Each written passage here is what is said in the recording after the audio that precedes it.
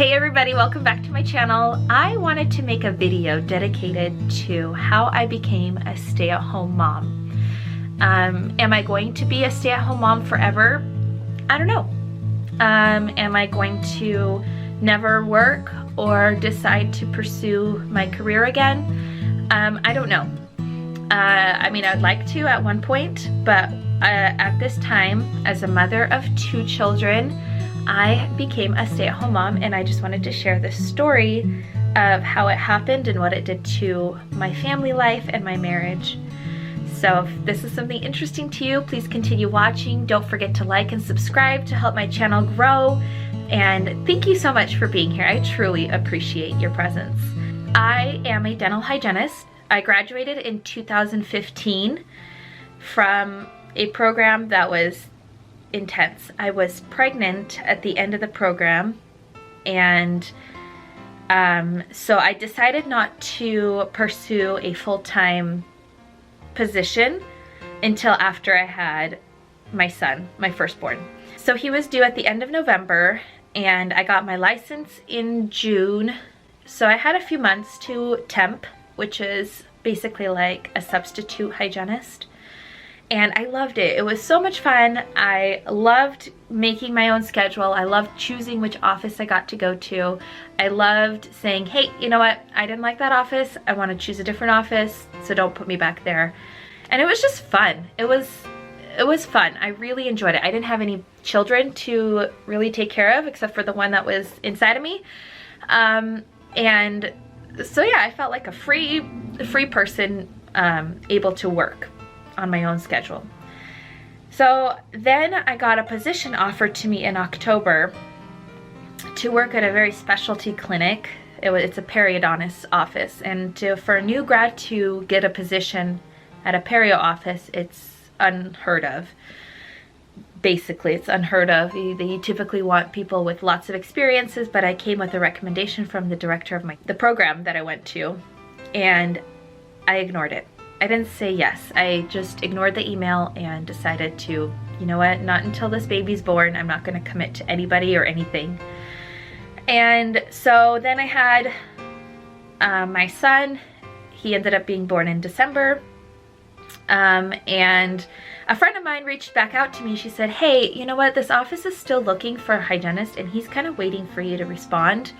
I think you should go in for an interview. So my little guy was, I don't know, 5 weeks old when I went in for an interview. And I went into the interview and I got the job. And so starting 6 weeks postpartum, I went back to work. Now nursing this little boy, Elijah, was so hard. He would take 45 minutes to nurse. He had a really weak suction. He didn't like to eat, still doesn't like to eat. He's 4. It was such a struggle nursing him, and it was hard. It was constantly pumping just to keep my supply up. And so when I accepted this position, I let them know that, hey, I need to have time to pump. And so it typically was pretty flexible, but I had to start very early in the morning. So I would start at 6:30 or 6:45, but first patient's at 7. So when you come early, you set up your trays and everything. And that means I'd have to get up at 4:30 to nurse, pump, drop off my child, drive 30 minutes.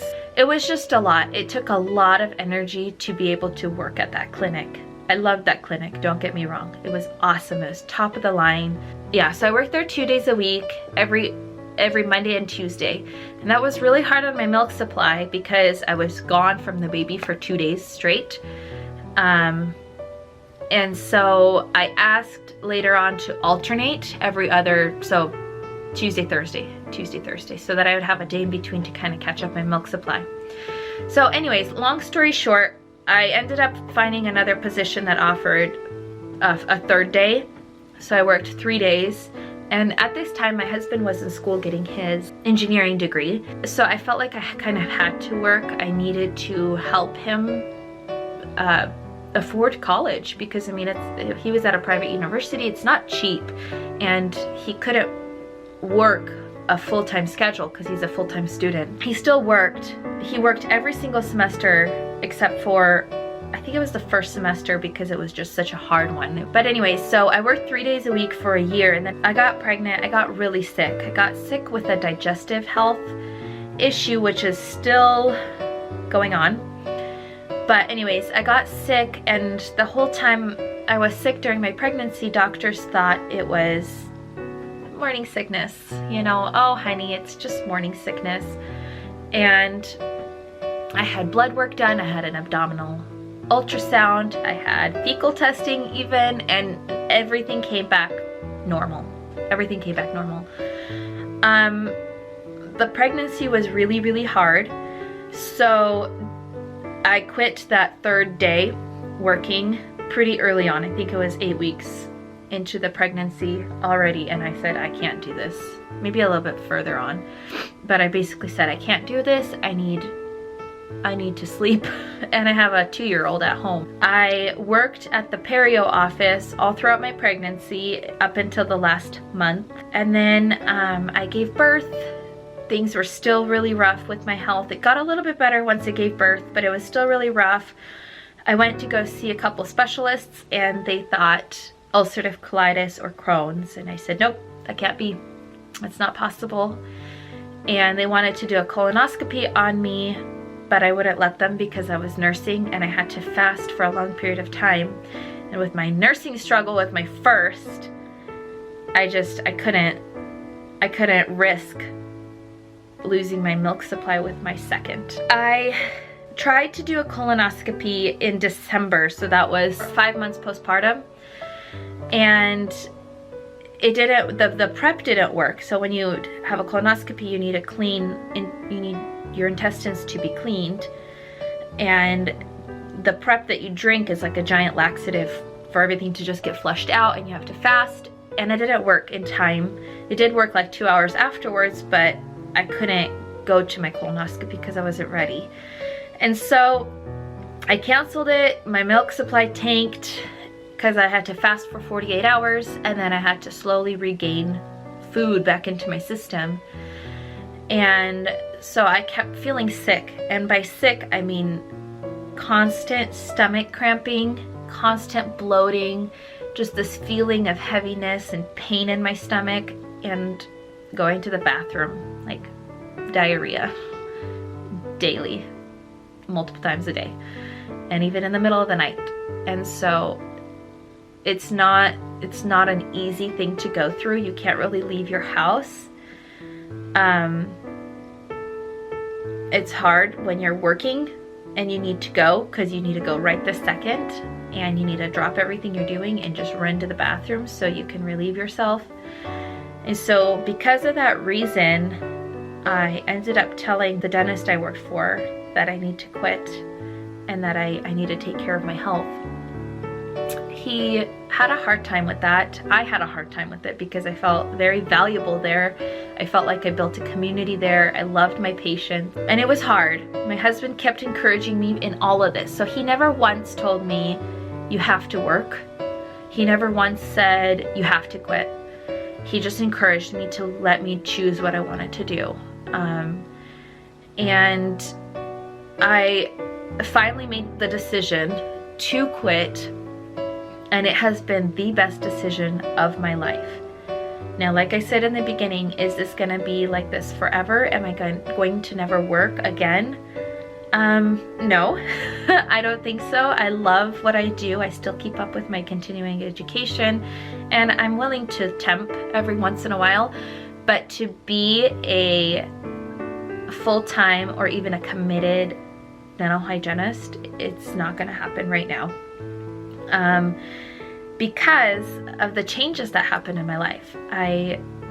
My husband and I have always been on really good terms. We're best friends. We met when we were 15 and been best friends since then. And working even just 2 days a week put too much of a strain on me to be a good wife to my husband, or to be a good mom for my children. Because of my early morning wake-ups, I would have to get up at 5 to be able to drop off my kids and to be able to make it to work on time.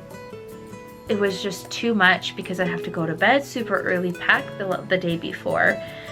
And it was just a constant prep for work, work, crash. Prep for work, work, crash. And that was me. That was how I worked. That's how I survived. And it just wasn't good. It was hard. The next day after work, I felt like I needed to recuperate, but then that evening I had to pack the kids back up for the babysitter, pack food for everybody. And it was extremely hard. Then also feeling really sick on top of it. So I quit, and I don't know, I love it. I don't have stress of the outside life. I don't have stress that I am committed to anyone but my children and my husband. I don't have stress that the financial burden relies on me. I completely gave that up to my husband, and God has blessed him. He got a promotion. He got a dream job, honestly, and God blessed us with an amazing health insurance policy, so to be able to get treatment for me, and just things just kind of aligned when I went back to the way life used to be. Mom stays at home with her kids, and the husband goes and he's the breadwinner. Do I think it has to be that way? No, I don't think it has to be that way for things to work well in your marriage. Do I encourage it, and do I see a blessing in it? Yes. I didn't even know that this is what happened, but I became resentful to my husband because I worked so dang hard. I worked so hard while I was pregnant both times that I was just completely exhausted. And you guys, you think working 2 days a week or 3 days a week is not that hard, but being a dental hygienist, constantly leaning over people and trying to put on a happy face for your patients and to have a clear mind was so physically taxing. And being pregnant and sleep deprived and raising a little toddler, it was just so draining. I didn't even realize it. So I became resentful towards him because I still needed to do everything in the house. I couldn't keep up. And I feel silly saying this because it's like, oh, you only have one baby and you only have one child and a baby on the way. Like, how can you not keep up with your house? But it's true, it's a lot of work. It's a lot of planning. It's a lot of meal prep. It's a lot of, it's just a lot of work. Laundry and dishes and cleaning and engagements and church and all these things, they just pile up. And so it was really a really hard time for me. But now that I don't have the stress of committing to somebody to give them my 100%, but my commitment is 100% to my family, it has been the most amazing thing. I love my husband more than I've ever loved him before. I love my children even when I'm sleep deprived. Not that I didn't love them, but it's just so much easier to love them when you're in your jammies, you know what I mean? It did wonders for our marriage. I gave the financial responsibility back to my husband, and I see him so much more somebody I have to respect and reverence. It's weird. This is totally going against the modern feminist movement, and I'm sorry if that offends you, but sorry, not sorry. But it's truly, I had this mental shift, and I see my husband as just the most amazing guy in the world because he completely provides everything I need for me and for the children. And I get to take care of him. I get to be there for him. I get to be his friend. I get to cook for him. And I get to make his house a home. And he loves that I'm home all the time and that he can come home to me and not wait for me to come home exhausted and sleep deprived and just ready to crash. So this is my story on how I became a stay-at-home mom, and I started this channel to encourage other mamas out there to just do what they need to do. This is not at all hate on anybody that works, because I understand I had to work. And I loved working. It's different.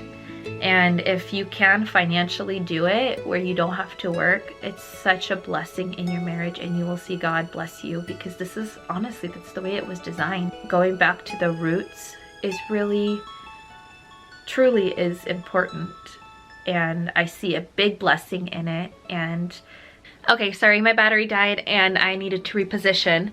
I just wanted to finish and tell you guys that I have found so much more fulfillment, and I just feel full being a stay-at-home mom. I don't feel like I'm doing 2 jobs halfway, but I'm doing 1 job completely. And I'm not perfect, I don't get everything done, nobody can be.